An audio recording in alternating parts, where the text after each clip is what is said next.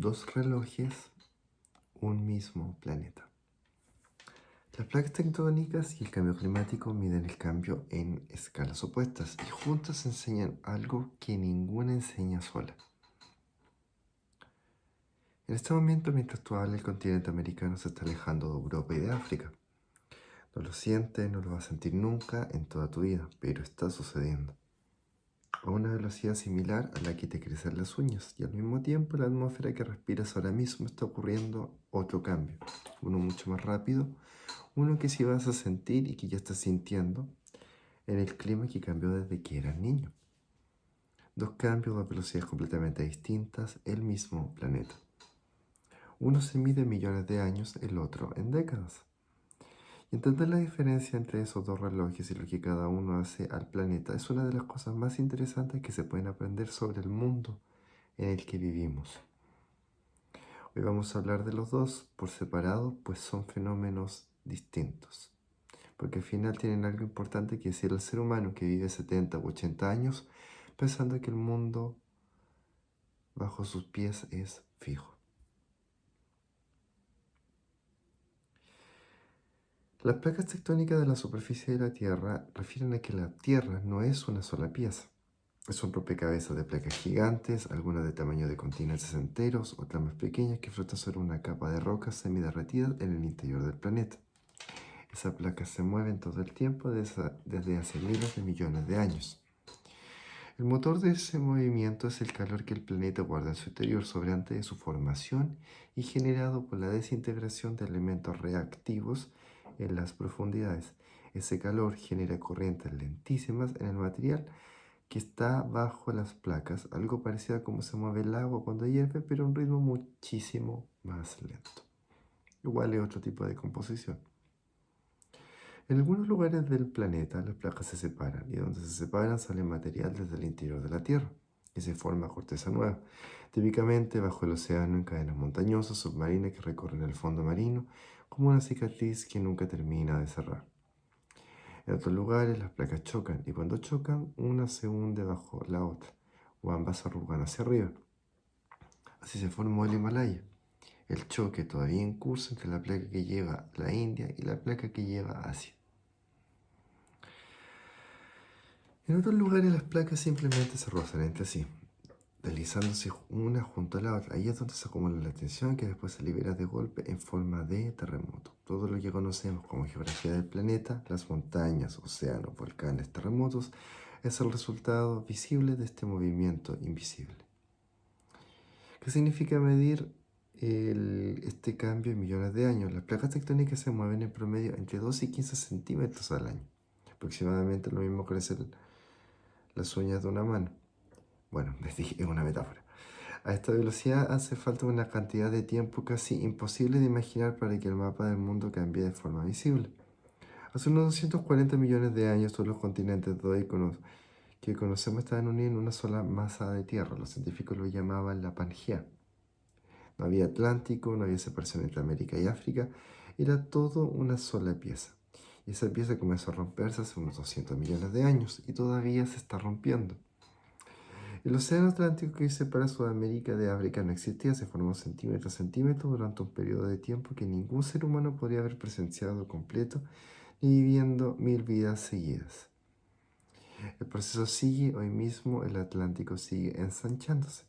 África se está empezando a partir lentamente por el este, en una región donde los geólogos ya observan los primeros signos de lo que dentro de millones de años podría ser un nuevo océano. Investigaciones recientes incluso descubrieron algo sorprendente. Ese proceso de ruptura de la Pangea no fue uniforme. Hubo periodos de movimientos que fueron más lentos, de pronto aceleraciones donde los continentes se separaron hasta 20 veces más rápido de lo normal. Aunque ese más rápido seguía siendo a la velocidad en que crecen las uñas, no algo que ningún ser humano hubiera podido notar viéndolo. Y eso es lo importante de esta regla, incluso en momentos de mayor aceleración son, para una vida humana, completamente imperceptibles. Los científicos calculan que dentro de unos 250 millones de años los continentes van a volver a juntarse en un nuevo supercontinente. Algunos ya lo llaman Pangea Próxima, otros Amasia. Ese es el ritmo del primer reloj, 200 millones de años para separarse, 250 millones de años más para volver a juntarse. Una vida humana completa no alcanza ni para ver un milímetro significativo de ese proceso. El otro reloj, el cambio climático actual. Lo que sí cambia dentro de una vida humana. El cambio climático del que hoy se habla no tiene nada que ver en velocidad con el reloj de placas tectónicas. Es otro fenómeno completamente diferente y opera en otra escala de tiempo. En otra escala de tiempo de una vida humana. La de una generación, incluso la de una década. El planeta sí ha tenido a lo largo de la historia geológica cambios climáticos naturales que tomaron miles o millones de años, eras de hielo, periodos cálidos, que dependen de la órbita de la Tierra, de la actividad solar, de erupciones volcánicas masivas. Lo que distingue el cambio climático actual es la velocidad. Según las mediciones más recientes, la temperatura promedio del planeta ya superó en los últimos años el grado medio de calentamiento respecto a los niveles que existían antes de la era industrial. El año más cálido jamás registrado en la historia de las mediciones modernas fue hace apenas un par de años, y los siguientes han pasado entre los más calurosos también, casi empatados con este récord. Ese grado y medio no ocurrió en millones de años, ocurrió principalmente en poco más de un siglo, y la mayor parte de ese cambio se concentró en las últimas décadas. Los científicos que monitorean el clima a nivel mundial coinciden en que la causa principal es la actividad humana, la quema de combustibles fósiles, la deforestación, la liberación masiva de gases que atrapan el calor en la atmósfera. Y eso se traduce en que ya se puede medir, no solo proyectar el nivel del mar subiendo de forma acelerada por el derretimiento del hielo y la expansión de agua oceánica al calentarse. Olas de calor marina se han triplicado en frecuencia en las últimas 3 décadas. Fenómenos meteorológicos extremos, sequías, inundaciones, huracanes más intensos que se están volviendo más frecuentes en muchas regiones del planeta. Y este reloj no se mide en cientos de millones de años, se mide en la vida de las personas que están viendo este video ahora mismo. No es solo velocidad, es capacidad de respuesta. Podría parecer que la única diferencia entre estos dos relojes es la velocidad, uno lento, otro rápido, pero hay algo más profundo detrás de esa diferencia. La velocidad de un cambio determina si la vida puede adaptarse a él o no. Cuando un cambio ocurre en millones de años, como la deriva de los continentes, las especies tienen tiempo de evolucionar junto con el cambio.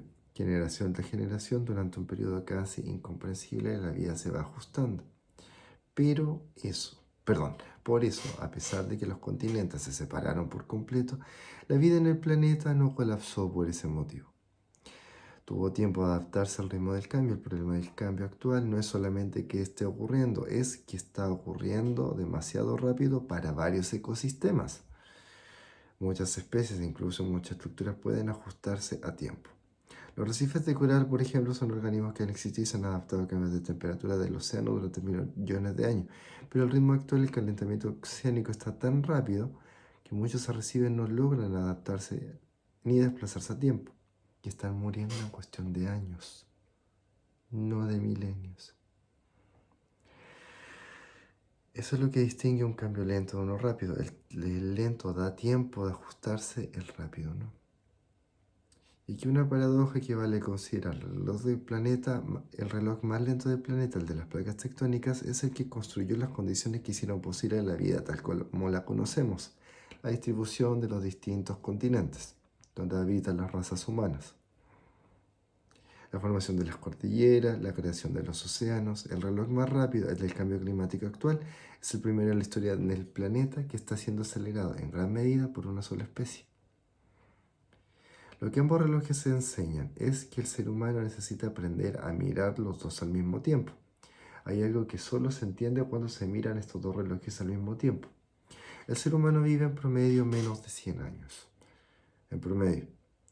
Y esa ventana tan corta tiende a creer que el mundo es básicamente estático, que las montañas siempre estuvieron ahí, que el clima de la infancia es el clima normal, el de referencia, el que debía seguir siendo así.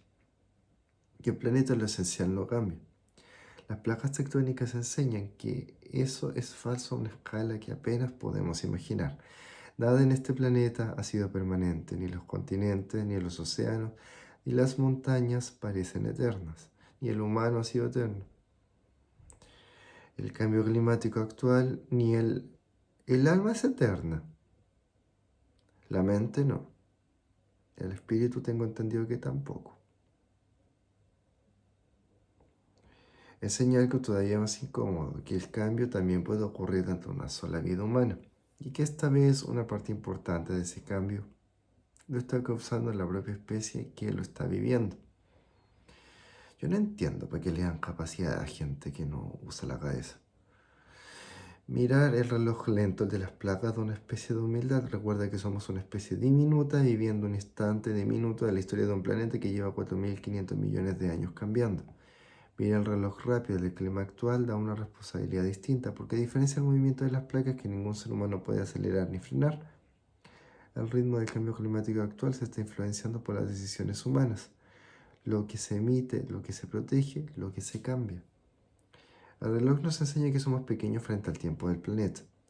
El otro nos enseña que en nuestra escala tenemos más poder del que solemos asumir. Las dos cosas son de verdad al mismo tiempo.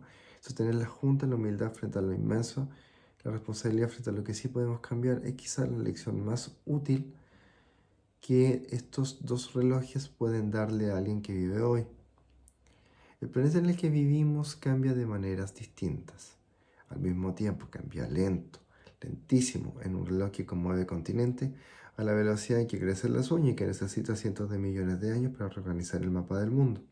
Y cambia rápido, peligrosamente rápido, en un reloj que está calentando la atmósfera a un ritmo que ningún periodo natural conocido había mostrado antes, y que por primera vez en la historia del planeta una sola especie está acelerando con sus propias decisiones. Ninguno de los dos relojes se detiene para esperar a que el ser humano se acostumbre. El lento no necesita que lo entendamos, va a seguir moviendo los continentes, exista o no exista alguien para verlo. El rápido sí lo necesita para que lo detengan del todo, sino para que para que decidamos qué tan rápido lo dejamos avanzar. El cansancio me hace esa cuestión. Entender ambos relojes no cambia la velocidad de ninguno de los dos. No lo digo como queja, lo digo como un hecho taxativo. Son las 2:30 de la mañana en mi país. Y yo mañana tengo que trabajar. Pero cambia algo en quien los entiende, dar la perspectiva de saber que somos diminutos frente al tiempo profundo del planeta. Y dar la claridad de saber que en el tiempo que sí nos toca vivir, las decisiones que tomemos son sobre el reloj rápido, importan y mucho. Si este episodio te hizo pensar, considéralo. Yo creo que igual algo que hay que tomar en cuenta de que, bueno, estamos hablando de un reloj geológico. La Tierra tiene un tiempo. El aire, esto como etéreo, también tiene un tiempo y también tiene una forma de irse cambiando. Una es más lento, otra es más rápido, digamos, van impactando. Y va y siendo muy diferente por la forma en la que se va desenvolviendo el ser humano. El ser humano puede afectar el cambio climático, entre comillas, y hasta de cierta manera, pero no tanto el de la Tierra, de las placas tectónicas. Considere que yo cuando hago estos tipos de contenido y algo, yo no hablo solamente con la señora de la vuelta de la esquina. Yo tengo que a mí me conocen personas de distintos lugares, de distintos niveles. Entonces, cuando usted emita una opinión o trate de considerar algo más, piense que usted no es lo único en este planeta, no es lo más importante, pero también se le está considerando y también se está tomando en cuenta en esta cosa. Y que no es algo que es como de llegar y apretar un botón y comerse un dulce. Y que las cosas no son necesariamente como usted cree que las ve. Son de muchísimas maneras más. Eso. Yo, por ejemplo, por darle un ejemplo súper taxativo, yo tengo mi perfil de LinkedIn en más de 30 idiomas, por darle algo bien concreto, para la gente que es concreta. ¿Y por qué es concreta? Porque no tiene capacidad de abstracción. Porque una cosa es ser práctico y productivo, y otra cosa es ser concreto, que no es lo mismo.